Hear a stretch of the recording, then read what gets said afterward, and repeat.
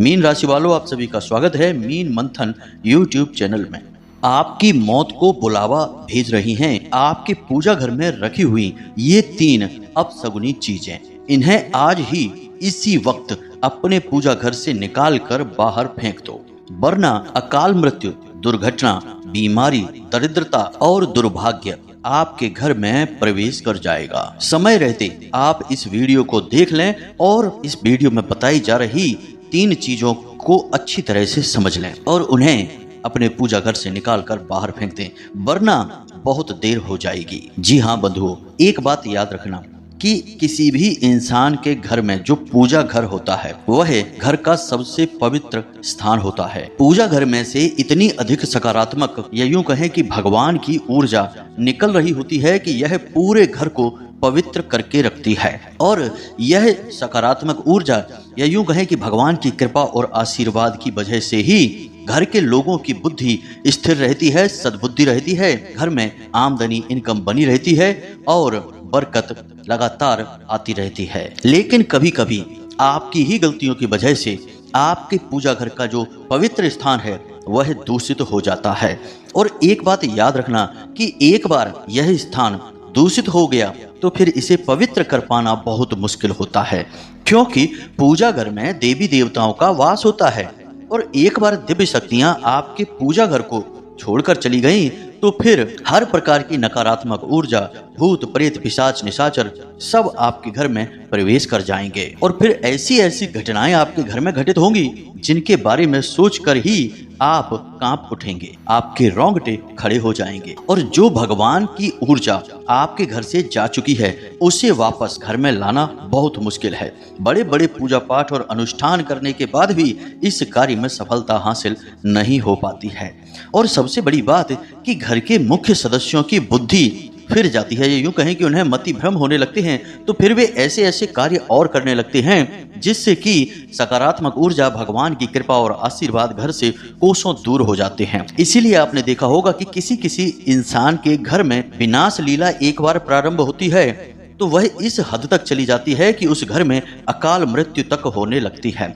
दुर्घटनाओं में, लड़ाई झगड़ों में, कोर्ट कचहरियों में पड़कर लोगों की जिंदगी पूरी तरह से बर्बाद हो जाती है और आने वाली पीढ़ी भी पूरी तरह से मिट जाती है, समाप्त हो जाती है। यह बड़ा ही दुखद है। मित्रों, हम आपको इसका एक जीता जागता उदाहरण भी आगे वीडियो में बताने वाले हैं, जो हमारे एक प्रिय जानने वाले या यूं कहें कि एक मित्र हैं, उनके घर में घटना घटित हुई। लेकिन समय रहते उन्होंने हमसे संपर्क किया और हमने उन्हें बहुत ही शक्तिशाली कुछ उपाय और माता रानी की विशेष पूजा पाठ आराधनाएं करवाई तो उनके जीवन में कुछ शांति आई।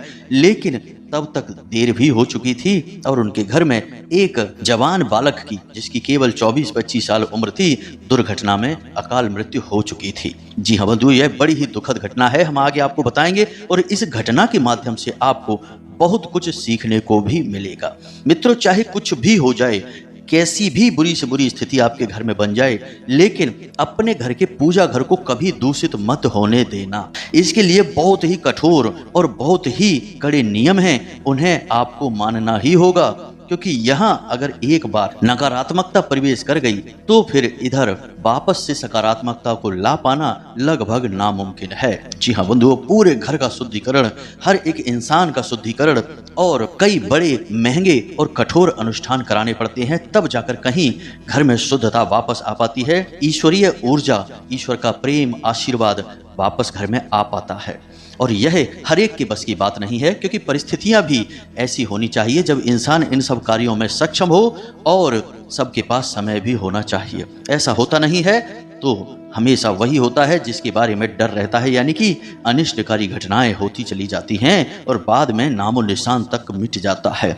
कई ऐसे बड़े बड़े घर हैं जो आज की डेट में सुनसान पड़े हुए हैं, खाली पड़े हैं, कोई रहने वाला ही नहीं बचा है। जहां एक जमाने में उन घरों में बहुत रौनक हुआ करती थी, आज वहां कोई इंसान रहने के लिए तैयार नहीं है। उन घरों को भूतिया घर बता दिया जाता है और घर सुनसान पड़े हैं, ना कोई उनमें रह रहा है, ना उन्हें कोई खरीदना चाहता है, मतलब कि पूरी तरह से सर्वनाश हो चुका है। तो बंधुओं, ऐसा आपके साथ कभी ना हो, इसके लिए आपको यह वीडियो देखना ही होगा। इस वीडियो के माध्यम से हम आपको शास्त्रों से जुड़ा हुआ और ज्योतिषीय गणितीय आकलन के आधार पर ऐसा अद्भुत ज्ञान देंगे जैसा अब तक आपको कभी प्राप्त नहीं हुआ होगा। जी हाँ बंधु, हम सामान्य बातों से प्रारंभ करके आपको ऐसी ऐसी गुप्त और रहस्यमयी बातों तक लेकर जाएंगे जिन्हें जानकर आप हमें धन्यवाद अवश्य देंगे। और ये बातें पूर्ण रूप से शास्त्रीय और वैदिक पद्धति पर आधारित होंगी। तो बस आपको पूरे धैर्य के साथ इस वीडियो को देखना है और इस वीडियो में बताई गई बातों का जब आप पालन करेंगे, अपने जीवन में उतारेंगे, तो हम आपको गारंटी देते हैं कि 100% भगवान आपका हाथ पकड़कर आपको कामयाबी की ओर ले जाएंगे, आपकी सफलता दिलवाएंगे और आपकी हर मनोकामना पूरी करवाएंगे। क्योंकि भगवान को ऐसे लोग बहुत अधिक प्रिय हैं जो हृदय से सच्चे होते हैं और नियम संयम का पूर्ण रूप से पालन करते हैं। जी हाँ बंधुओं, इस वीडियो को बनाने में हमने बहुत दिल से मेहनत की है। बहुत गहरी खोजबीन और रिसर्च के बाद अद्भुत ज्ञान का खजाना हम आपके लिए लेकर आए हैं। आप इस वीडियो को पूरा अवश्य देखना, तो हमारी मेहनत सफल हो जाएगी। साथ ही साथ हम आपको वीडियो के अंत में एक ऐसा शक्तिशाली उपाय बताएंगे जिसे आपको अपने पूजा घर में नित्य करना है। नित्य करने से मतलब यह है कि आप उस उपाय को यदि करते रहेंगे तो आपके जीवन में कभी भी किसी भी प्रकार की कमी नहीं होगी। कोई आपको परेशान नहीं कर पाएगा, आपके सामने कोई खड़ा भी नहीं रह पाएगा। माता भद्रकाली की पूरी कृपा और आशीर्वाद आपके जीवन में आ जाएगी। तो आपको उस उपाय को भी समझना है। बस इस विशेष कार्यक्रम में आपको अंत तक बने रहना है, यही हमारा आपसे एकमात्र निवेदन है। तो चलिए बंधुओं, बिना समय गवाए आज के इस विशेष ज्योतिष कार्यक्रम को शुरू करते हैं। लेकिन उससे पहले आप माता रानी को आभार अवश्य व्यक्त करें और कमेंट बॉक्स में पूरे भक्तिभाव के साथ एक बार नहीं 3 बार लिखना, जय मां भद्रकाली। माता रानी आपके ऊपर पूरी कृपा और आशीर्वाद बनाए रखेंगी।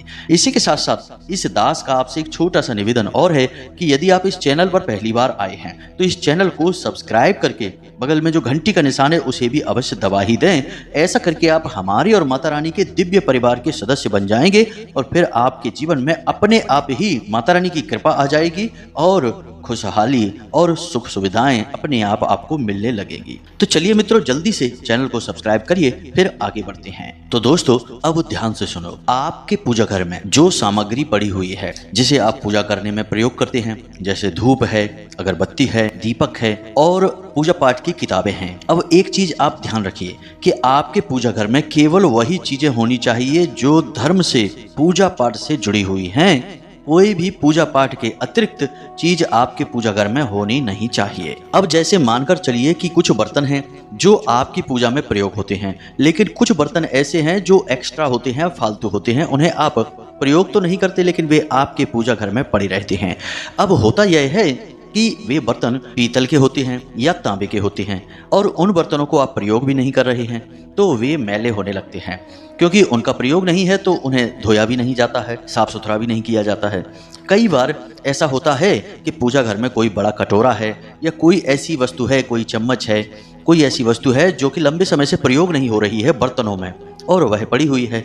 अब वह पीतल की है तो आपके गुरु को खराब कर देगी और यदि वह तांबे की है तो आपके सूर्य को खराब कर देगी और माता लक्ष्मी की कृपा भी आपके ऊपर नहीं आएगी। माता लक्ष्मी नाराज हो जाएंगी। याद रखना कि तांबे का सीधा संबंध सूर्य ग्रह से होता है और देवताओं में माता लक्ष्मी से होता है।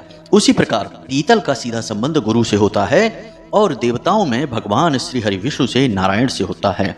तो अब ऐसे में पीतल और तांबे का कोई बर्तन आपके पूजा घर में यदि पड़ा है और वह लंबे समय से प्रयोग नहीं हो रहा है और वह थोड़ा बहुत भी यदि गंदा है, मैला है, तो आप उसे तुरंत अपने पूजा घर से हटा दीजिए। या तो आप उसे प्रयोग करना शुरू करिए या उसे उठाकर पूजा घर से बाहर रख दीजिए। इसी के साथ साथ कभी कभी ऐसा भी देखा जाता है कि पूजा के कुछ बर्तन ऐसे हैं जो थोड़े से टूटे हुए होते हैं, टेढ़े मेढ़े हो जाते हैं, फूट जाते हैं, फट जाते हैं, लेकिन लोग उन्हें भी प्रयोग करते रहते हैं। अब एक चीज आप याद रखिए कि जैसे पूजा घर में प्रयोग होने वाली भगवान की मूर्ति और फोटो हैं वे खंडित हो जाती हैं, उसी प्रकार पूजा की सामग्री यानी पूजा पाठ के बर्तन भी खंडित हो जाते हैं। तो यदि कोई कटोरा है जो फूट चुका है या थोड़ा बहुत भी पिचक गया है, दब गया है, तो उसे भी अपने पूजा घर में प्रयोग में ना लाएं। जी हाँ बंधुओं, यह बहुत बड़ी समस्या है। लोग समझते ही नहीं हैं। लोग सोचते हैं कि कोई बात नहीं है, प्रयोग किए चले जा रहे हैं। अब आप खुद ही देखिए कि आपके घर में कोई मेहमान आता है तो क्या आप उस मेहमान को टूटे हुए कप में चाय देंगे, टेढ़े मेढ़े पिचके हुए दबे हुए गिलास में पानी देंगे पीने को? नहीं देंगे। लेकिन आपके पूजा घर में जो भगवान का लोटा है वह तो बहुत पिचक गया है, टेढ़ा मेढ़ा भी है। जो गिलास है जिससे आप भगवान का आचमन करते हैं वह भी पिचका हुआ है, टेढ़ा मेढ़ा है। तो जब आप अपने लिए साफ सुथरी अच्छी चीजें रखते हैं, अपने आने वाले मेहमानों का स्वागत अच्छी अच्छी चीजों से करते हैं, तो भगवान के लिए प्रयोग की जाने वाली चीजें ऐसी क्यों हैं? यह सोचने वाली बात है। यह तो मानव स्तर पर हम सोच रहे हैं, लेकिन ऊर्जाओं के स्तर पर यदि हम सोचें तो जब कोई वस्तु अपने आकार से अलग हो जाती है, यानी अपने मूल आकार को खो देती है, तो उस वस्तु से नकारात्मक ऊर्जा निकलने लगती है। जैसे कि कोई एक बर्तन है जो गोल है, सीधा है, लेकिन कुछ समय बाद वह थोड़ा सा दब गया, टेढ़ा मेढ़ा हो गया, तो अब वह अपने मूल आकार को खो चुका है। तो अब आप उसे यदि प्रयोग करेंगे तो वह नकारात्मकता को लेकर आएगा। तो अब ऐसे में आप क्या करें? कुछ लोग कहेंगे कि अरे हमारे यहाँ लोटा है, महंगा है, पीतल का है, तांबे का है, अब यह पिचक गया तो अब क्या करें, फेंक तो नहीं सकते। तो आप इसे बदल सकते हैं, दुकान पर ले जाएं और उसे यह लोटा दे दें और कुछ पैसे दे दें, बदले में वह आपको दूसरा बर्तन कोई भी पूजा पाठ का होगा दे देगा। जी हाँ बंधुओं, इस बात का विशेष ख्याल रखना चाहिए, यह बहुत आवश्यक है। इसी प्रकार होता यह है कि कुछ लोग अपने पूजा घर में ही छोटा सा एक डस्टबिन रख लेते हैं। जैसे कि एक बर्तन उन्होंने रख लिया, अब उस बर्तन में वे पूजा की जली हुई बत्तियां डाल रहे हैं, चढ़े हुए फूल डाल रहे हैं, अगरबत्ती वगैरह के जो लिफाफे होते हैं, जो पैकेट होते हैं प्रयोग नहीं हो रहे, उन्हें डाल रहे हैं। अब पूजा घर जैसे पवित्र स्थान पर कभी डस्टबिन हो सकता है क्या? आप किसी मंदिर में जाइए तो क्या मंदिर में आपको भगवान की मूर्ति के बगल से आसपास कहीं कोई डस्टबिन रखा दिखाई देता है? जी नहीं। डस्टबिन नकारात्मक ऊर्जा का प्रतीक है, उसमें कचरा इकट्ठा होता है, और कचरा क्या है? हमारे घर की नकारात्मक वस्तु, वह अप्रयोग नहीं होती है। अब आपने उसे अपने पूजा घर में ही रख लिया है तो वह पूजा घर की सकारात्मक ऊर्जा को दूषित कर रहा है। खुद विचार करके देखिए, जो हम अपने लिए नहीं देख सकते वह हम भगवान के लिए कैसे देख सकते हैं? आपके कमरे में यदि कोई एक डस्टबिन लाकर रख दे और उसमें कचरा डालता रहे तो आपके कमरे में आपको रुकने में अच्छा नहीं लगेगा, आप वहां से चले जाएंगे या तो उस डस्टबिन को उठाकर बाहर रख देंगे। तो पूजा घर में आपने क्यों रखा हुआ है, उसे भी आप उठा दीजिए। तीसरा कि आपके पूजा घर में जब आप पूजा कर लेते हैं तो जो पुष्प आदि हैं, जो बत्ती हैं, जैसे दीपक की बाती है, पूरी नहीं जली है, थोड़ी सी बाकी रह गई है, या आपने धूप वगैरह अग्यारी की है और भगवान का हवन आचमन किया है, तो उससे जो बची हुई सामग्री है उसे आप एक थैली में भरकर अपने घर की छत पर रख दीजिए। जी हाँ मित्रों, जो पवित्र पौधे लगे हुए हैं, जैसे कि केले का पेड़ है, बेलपत्र का पौधा है, या तुलसी मैया का पौधा है, उनके पास इन्हें आप रख दीजिए और जब आपको मौका लगे तो इन्हें जल विसर्जित कर देना। लेकिन इन्हें अपने घर के अंदर रखना, पूजा घर में रखना बहुत ही खतरनाक है। जी हाँ बंधु, ऐसी गलतियां आप ना करें। अब इसी के साथ साथ यह भी देखा जाता है कि भगवान की कई ऐसी फोटोएं आपने अपने मंदिर में लगा रखी हैं दीवारों पर, उनका आप पूजा पाठ नहीं करते हैं, और पूजा पाठ नहीं करते हैं तब भी गलत है, और यदि आप पूजा पाठ करते हैं तो गौर नहीं करते हैं, थोड़ी थोड़ी वे फोटोएं फट जाती हैं। जरा सी फोटो फट गई है, जरा सा उसमें छेद हो गया है, आप तब भी उसकी पूजा करते चले जा रहे हैं, तो वह खंडित हो चुकी है। अब उसकी पूजा करना आपके लिए अनिष्टकारी होगा। जी हाँ बंधुओं, इन बातों को आप हल्के में बिल्कुल मत लेना, ये बहुत गंभीर परिणाम दे सकती हैं। तो आपको पूजा घर में एक भगवान की एक ही तस्वीर या एक ही मूर्ति रखनी है, यह नियम बनाना है। ज्यादा तस्वीरें रख देने से भगवान ज्यादा प्रसन्न नहीं हो जाते हैं। भगवान की तस्वीर तो भगवान का एक प्रतीक मात्र है, बाकी आप भगवान की पूजा कर रहे हैं उस तस्वीर के माध्यम से। तो अब ऐसे में 10-10 तस्वीरें रखने से आपको नुकसान अधिक होगा, लाभ कम होगा। इसका कारण यह है कि उन 10 तस्वीरों की आप सेवा नहीं कर पाएंगे। भगवान की तस्वीर आपने जो प्रतीक रखा है उसकी आपको सेवा भी करनी है, उसे नियमित साफ सुथरा रखना है, वह खंडित ना हो इस बात का ख्याल रखना है, और उसकी विधि विधान से पूजा पाठ करनी है। अब आप एक तस्वीर की तो पूरे विधि विधान से पूजा पाठ कर रहे हैं और अन्य तस्वीरों को आप देख भी नहीं रहे हैं, यह गलत है। आप उन तस्वीरों को हटा दीजिए। जिस तस्वीर की आप पूजा कर रहे हैं पूरे विधि विधान से, केवल उसी को अपने पूजा घर में रखिए, बाकी पूजा घर को साफ सुथरा रखिए। दूसरा कि आप जिस तस्वीर की पूजा कर रहे हैं उस तस्वीर को नाम मात्र खंडित नहीं होना चाहिए, तिल मात्र भी उसमें खंडन नहीं होना चाहिए। यदि जरा भी खंडन हुआ तो वह तस्वीर भगवान की न रही, अब वह भूत प्रेत पिशाचों को आकर्षित करेगी, क्योंकि भगवान खंडित स्थान पर नहीं रहते हैं, इसे आप याद रखना। तो जैसे ही वह खंडित हो उसे बदलकर दूसरी तस्वीर लगा देना है और उस तस्वीर को जल विसर्जित कर देना है। और विसर्जन का भी नियम है कि बहते हुए जल में ही विसर्जित करना है, कहीं कोई तालाब भरा है वहां पर नहीं डाल देना है। रुके हुए जल में विसर्जन नहीं होता है, वहां पर तो देवी देवताओं का अपमान हो जाता है। तो इन नियमों को आपको मानना है। अब बात करते हैं उन चीजों के बारे में जिन्हें हमने आपको वीडियो के प्रारंभ में बताया था। तो इन चीजों के बारे में जरा ध्यान से सुनना है। एक बार हम अपने जानने वाले एक परिचित हैं, उनके घर गए और हमने उनके पूजा घर में जाकर देखा। कुछ परेशानियां थी उनके घर में, तो उनके पूजा घर में हमने देखा कि उनके पितृ पूर्वजों की तस्वीर, यानी कि उनके पिताजी थे जो स्वर्ग सिधार गए थे, उनकी तस्वीर भगवान की अलमारी में ही रखी हुई थी और भगवान के साथ साथ उनको भी भोग चढ़ाया गया था, उनकी भी पूजा चल रही थी। अब आप खुद ही विचार करके देखिए कि एक तरफ हनुमान जी रखे हैं, एक तरफ भोले बाबा बैठे हैं और एक तरफ श्री हरि विष्णु और माता लक्ष्मी विराजमान हैं और उन्हीं के साथ एक इंसान की तस्वीर भी रखी हुई है। तो आप खुद ही इस बात का विचार कर सकते हैं कि क्या इस संसार में कोई एक ऐसा इंसान है जो भगवान के बराबर सम्मान रखता हो, भगवान के बराबर पूजनीय हो। अगर आपको लगता है तो बात ठीक है। वैसे शास्त्र तो यह कहते हैं कि भगवान के साथ साथ इंसान का कभी पूजन नहीं किया जाना चाहिए। यदि आप इंसान का पूजन करना चाहते हैं तो वह आपके लिए पूजनीय है, पूरे संसार के लिए नहीं। तो उसकी पूजा पाठ का भी नियम अलग है, यानी वह पूजनीय है, लेकिन भगवान के साथ नहीं पूज सकते। भगवान सर्व पूजनीय होते हैं, लेकिन आपके पुरखे पूर्वज आपके लिए पूजनीय है, संसार के लिए नहीं। इसीलिए भगवान की अलमारी में, यानी जिस अलमारी में, जिस मंदिर में, घर के जिस स्थान में भगवान विराजमान हैं, उस कमरे में तो किसी पुरखे पूर्वज की तस्वीर होनी ही नहीं चाहिए, किसी इंसान की तस्वीर भी नहीं होनी चाहिए, क्योंकि वह स्थान भगवान के लिए निर्धारित किया गया है। तो यह बहुत बड़ी गलती थी और इस गलती का परिणाम यह हो रहा था कि उनके घर के बच्चे बिल्कुल बिगड़ते चले जा रहे थे, ऐसे ऐसे गलत कृत्य करने लगे थे कि जिनके बारे में सोचकर भी शर्म आती है। तो हमने उनके घर का यह दोष मिटवाया, उस तस्वीर को वहां से हटवाया, उनके पूजा घर को पवित्र करवाया और एक साधना बताई जिसे उन्होंने 7 दिन तक किया। उसके बाद उनके जीवन में सब कुछ सामान्य होने लगा। जी हाँ बंधु, और आज वो सुखी हैं, कोई परेशानी नहीं है। घर के बच्चे शुद्ध बुद्ध हो चुके हैं और अपने काम में व्यस्त हो चुके हैं। तो यह एक ऐसी क्रिया है, इसे आपको भूलकर भी नहीं करना है। दूसरा, कुछ लोगों के साथ यही समस्या है कि वे पितृपूर्वज की तस्वीर तो नहीं रखते भगवान के साथ, लेकिन अपने गुरुओं की तस्वीर रख देते हैं और गुरु को भगवान के समान बनाकर पूज रहे होते हैं। लेकिन बात यहाँ पर भी यही आ जाती है कि आपके गुरु आपके लिए पूजनीय हैं, लेकिन संपूर्ण संसार के लिए नहीं। लेकिन भगवान सर्व पूजनीय हैं। तो आपके गुरु आपके लिए यदि पूजनीय हैं तो उनकी पूजा आप अपने हिसाब से करिए, भगवान के साथ उन्हें नहीं पूजना है। फिर से यह बहुत बड़ी गलती होगी। इंसान ही तो हैं वो, भगवान तो नहीं है। तो जब इंसान है तो उनके लिए इंसानों वाले विधि विधान हैं, भगवान वाले विधि विधान से उनकी पूजा भगवान के बराबर से रखकर की जाएगी तो यह भगवान का अपमान है। ऐसी गलती आपको भूलकर भी नहीं करनी है।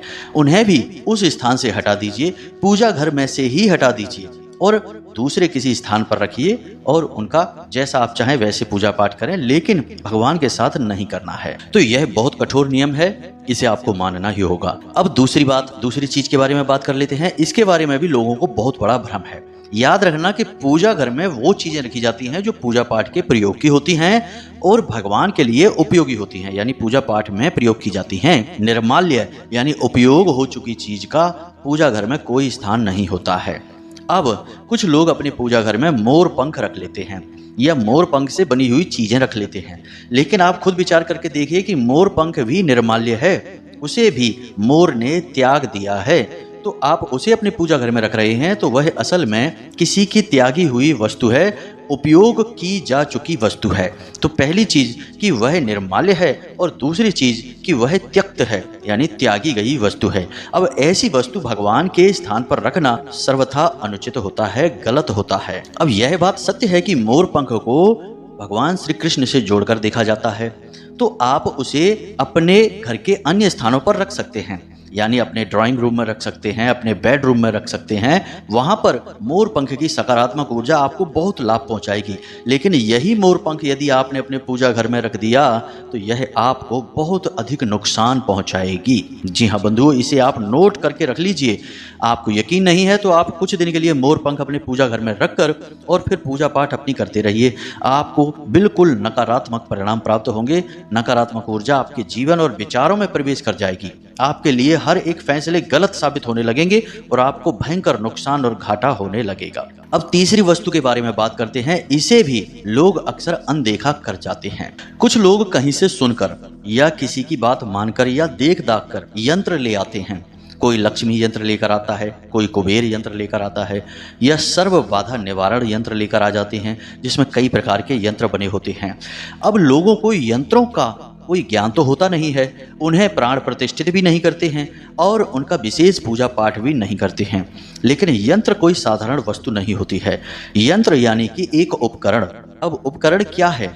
एक मशीन है और मशीन का काम है ऊर्जा को उत्सर्जित करना। जी हाँ बंधु, अब मानकर चलिए कि माता लक्ष्मी का श्री यंत्र है, उसे आप ले आए अपने घर में। किसी ने आपसे कह दिया कि ले आइए और आपने लाकर उसे अपने पूजा घर में रख लिया। लोग अक्सर यही करते हैं।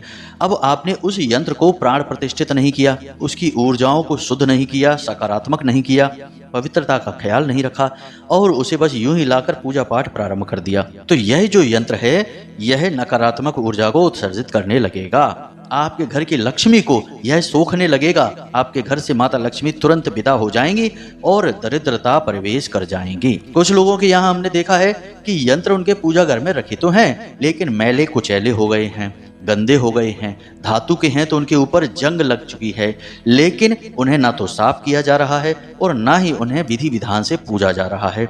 बस जब तब उनके ऊपर थोड़ा बहुत जल छिड़क दिया जाता है, पोंछ दिया जाता है और उन्हें पड़े छोड़ दिया जाता है, जैसे कि सामान्य वस्तुएं घर की पड़ी रहती हैं। ऐसे ही यंत्र भी पड़े हैं एक कोने में।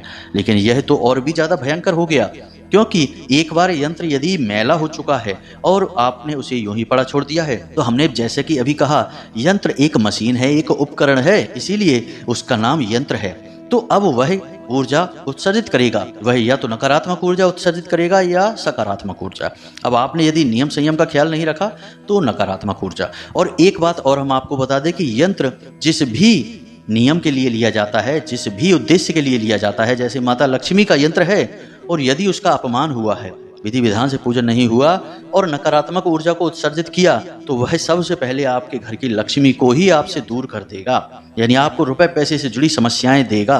सर्व रोग निवारक यंत्र लेकर आए हैं और उसका आपने ख्याल नहीं रखा ठीक से, तो घर में भयंकर बीमारियां आ जाएंगी। सूर्य यंत्र यदि आप लेकर आए हैं और उसका ठीक से आपने ख्याल नहीं किया, तो आपके घर में सरकारी समस्याएं आने लगेंगी, लोगों का मान सम्मान जाने लगेगा और आपका समाज में भी रुतबा, इज्जत सब कम होने लगेगी और रुपए पैसे की तंगी तो भयंकर तरीके से आपके जीवन में आएगी ही आएगी। सबसे बड़ी बात कि आपके घर के लोगों की विचारधारा दूषित होने लगेगी, क्योंकि सूर्य आत्मा के कारक ग्रह हैं। तो यंत्रों को आपको अपने पूजा घर में, वैसे तो हम नहीं कहते कि लेकर आइए, क्योंकि यंत्रों के विधि विधान बहुत बड़े हैं और कठोर हैं। तो आप यंत्र लेकर मत आइए, बस आप भगवान की फोटोएं रखिए। मूर्तियों को भी लेकर मत आइए, मूर्तियों के लिए भी कुछ विशेष नियम है और विधान है। आप किसी की नकल मत करिए, किसी ने कुछ कह दिया तो उसे मत सुनिए। लेकिन यदि आप लेकर आ ही गए हैं तो फिर उसके नियम संयम आपको मानने ही होंगे। यंत्रों की पूजा भगवान की मूर्तियों से, फोटोओं से भी ज्यादा करनी पड़ती है। उन्हें समय समय पर जागृत बनाए रखना पड़ता है, यानी कि कुछ विशेष मंत्र उच्चारणों के साथ विशेष अनुष्ठान उन यंत्रों को लेकर करने ही पड़ते हैं, अन्यथा उन यंत्रों में नकारात्मक ऊर्जा उत्सर्जित करने की प्रवृत्ति उत्पन्न होने लगती है। लाभ की जगह वे यंत्र हानि पहुंचाने लगते हैं। ये तो बड़ी बड़ी चीजें थी। कुछ छोटी छोटी चीजें और भी हैं, इनके बारे में भी आप थोड़ी जानकारी ले ही लें। कुछ लोगों की आदत होती है कि उन्होंने पूजा की और प्रसाद चढ़ाया और वह प्रसाद भगवान के आगे ही रखा छोड़ दिया। अब वह प्रसाद दिन भर भगवान के सामने रखा है, उसे चूहे खा रहे हैं, उसमें चींटियां लग रही हैं, और फिर उन्होंने देखा कि वह प्रसाद खराब सा हो गया है तो उसे उठाकर उन्होंने फेंक दिया। किसी गमले में डाल दिया या यूं ही कहीं किसी थैली में भरकर रख दिया। यह बहुत ही गलत है। एक बार प्रसाद भगवान को भोग लगा दिया, आपने पूजा समाप्त कर दी, उसके बाद उस प्रसाद को भी आपको वहां से तुरंत हटा देना है और उसे बांट कर पूरा समाप्त कर देना है, खा लेना है। प्रसाद का एक छोटा सा कण भी बर्बाद नहीं होना चाहिए। दूसरा कि भगवान के ऊपर चढ़ा हुआ प्रसाद पूजा पाठ समाप्त होने के बाद जब आपने भगवान का विसर्जन कर लिया है, जैसे आवाहन करते हैं, पूजा करते हैं, पूजा समाप्त हो जाती है, फिर भगवान का विसर्जन करते हैं, तो विसर्जन कर लिया, उसके बाद वह प्रसाद निर्माल्य हो चुका है। अब वह आपको ग्रहण करना होगा। भगवान उसे ग्रहण कर चुके, लेकिन अब वह वहीं पड़ा हुआ है, तो यह तो बहुत ज्यादा घोर नकारात्मकता को आकर्षित करता है। इसी प्रकार कुछ लोग जिस आसन पर बैठकर पूजा करते हैं उस आसन को भी देखते नहीं हैं, उसमें कई छेद हो चुके हैं, वह कट फट चुका है, बहुत ही पुराना मैला कुचैला हो चुका है और उसी पर बैठकर लगातार पूजा पाठ किए चले जा रहे हैं, तो यह तो बहुत ही गलत है, नकारात्मक है। आप जिस आसन पर बैठे हैं वह तो साफ सुथरा शुद्ध पवित्र होना ही चाहिए।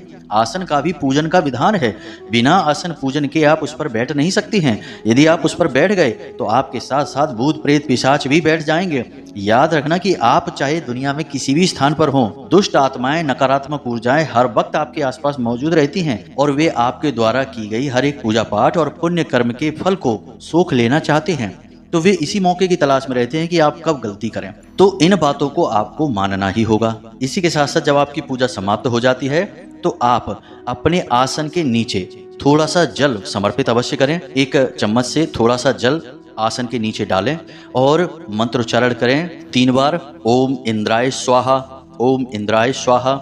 उसके बाद 3 बार बोलना है ओम भैरवाय स्वाहा, ओम भैरवाय स्वाहा। क्योंकि यह विधि है, अगर आपने ऐसा नहीं किया और आपने अपने आसन को फोल्ड करके रख दिया और पूजा समाप्त कर दी तो आपको आपकी पूजा का तिल मात्र भी फल नहीं मिलेगा, पूरा फल इंद्र देवता चुरा ले जाएंगे। और हमेशा पूजा करते समय अपने सिर पर एक कपड़ा डालकर अवश्य रखें, इससे आपके पूरे पुण्य फल को आप ही ले पाएंगे, कोई और नहीं ले जाएगा। वरना पूजा पाठ आप करेंगे और आपकी पूजा से सुखी कोई और होगा। इसीलिए आपने देखा होगा कि आपके आसपास कुछ लोग होते हैं जो बहुत पूजा पाठ करते हैं फिर भी दुखी रहते हैं।